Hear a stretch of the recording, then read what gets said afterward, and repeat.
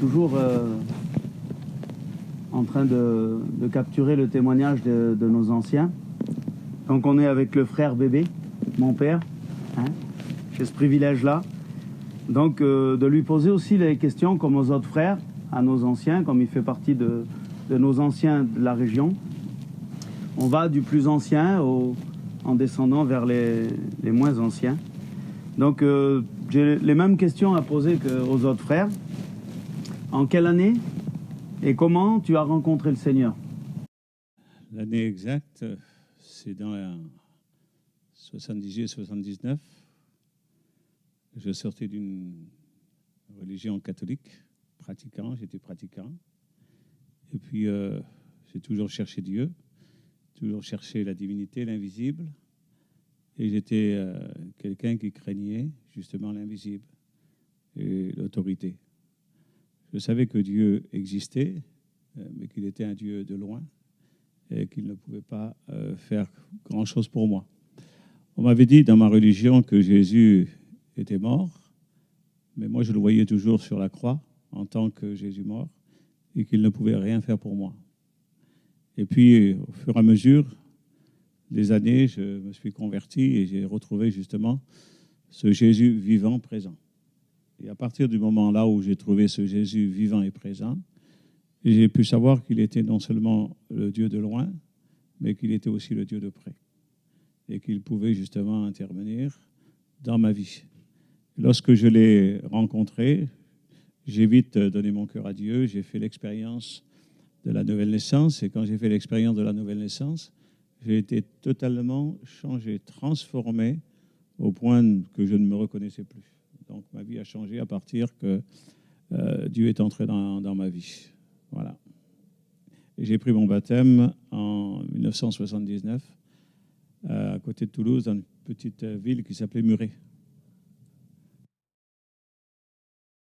Depuis 79, tu as fait des expériences avec le Seigneur, hein, et je voudrais que tu nous racontes une expérience, hein, depuis ce temps-là qui t'a marqué dans ta vie avec le Seigneur.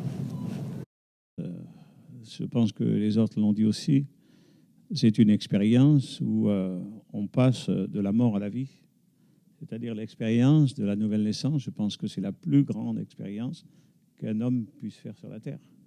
Il n'y a pas d'autre expérience. On a eu des guérisons, on a eu des visitations, on a eu des choses qu'on a vues de nos yeux, mais il y a eu quelque chose qui s'est fait comme le miracle intérieur dont parle le prophète Ézéchiel, transformer le cœur, changer, enlever le cœur de pierre, mettre un cœur de chair, un cœur qui ressent, un cœur sensible. Et je crois que c'est la plus belle expérience qu'un homme puisse faire, rentrer dans ce domaine spirituel et devenir ce qu'on appelle le temple du Saint-Esprit. Qu'est-ce que tu donnerais comme conseil à quelqu'un qui est loin du Seigneur ou quelqu'un qui est parti loin du Seigneur? Celui qui trouve Jésus a trouvé la vie. Donc, être loin de Jésus, c'est vivre dans la mort. Et je pense que tous les hommes aujourd'hui chercheraient la vie. Les gens essaient de vivre. Les gens essaient de se soigner pour vivre le plus longtemps, essayer de trouver le produit miracle qui leur rallongerait la vie. Mais nous savons que sur la terre, même si on peut vivre plus de 100 ans, la mort viendra quand même. Mais si nous rencontrons Jésus, la Bible dit que nous passons de la mort à la vie. Donc aujourd'hui, j'inviterai ceux qui sont loin de Dieu ou ceux qui ne connaissent pas Dieu à venir et à chercher le Seigneur. La Bible dit qu'il se laisse trouver par celui qui le cherche. Et si nous le cherchons de tout notre cœur avec un cœur sincère, le Seigneur saura répondre. Il viendra faire sa demeure dans nos cœurs. Alors le conseil que je donnerai aujourd'hui à tous ceux qui m'écoutent, c'est de chercher Dieu. C'est le véritable trésor. C'est le trésor éternel.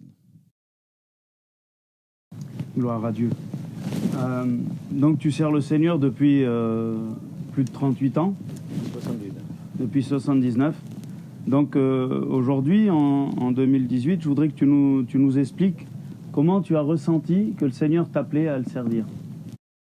Alors cet appel au ministère, c'était quelque chose que j'avais au fond de moi, bien que je ne savais pas ce que c'était l'appel au ministère, mais dans mon cœur, il y avait un désir. Un désir, c'était de parler de Dieu. Et le ministère, je ne savais pas ce que c'était.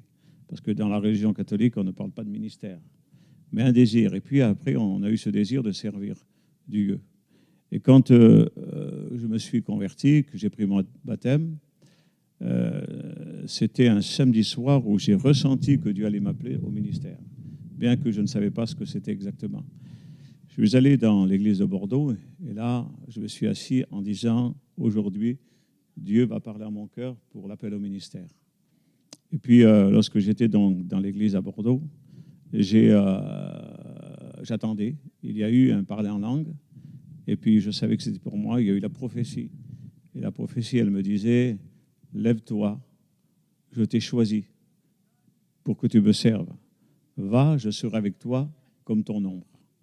Et à partir de ce moment-là, j'ai servi Dieu depuis 39 ans. Voilà. Est-ce que tu aurais un petit conseil pour les jeunes qui aujourd'hui se lèvent, hein, qui sont appelés au ministère et qui se lèvent pour servir le Seigneur? Qu'est-ce que tu aurais comme conseil, le dernier petit conseil à leur donner? Alors, le dernier conseil,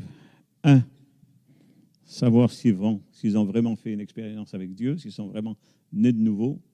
Ça, c'est la première condition. 2, ne pas chercher à être un serviteur de Dieu, mais ressentir l'appel dans son cœur. De ne pas être appelé par les hommes, de ne pas être désigné par un homme, mais être convaincu dans son cœur, avoir ce désir profond dans son cœur pour pouvoir justement s'appuyer sur l'appel au ministère. Parce que le véritable appel au ministère, c'est un fondement, c'est quelque chose de solide. Quand on a des problèmes, il faut savoir s'appuyer sur un appel. Et quand on est appelé par des hommes, on peut douter après. Mais là, quand on est appelé dans son cœur, qu'on a le désir, on ne doutera jamais. Voilà, donc c'était le frère bébé, hein, mon père. Et puis il nous a donné son expérience. Que le Seigneur vous bénisse. Nous y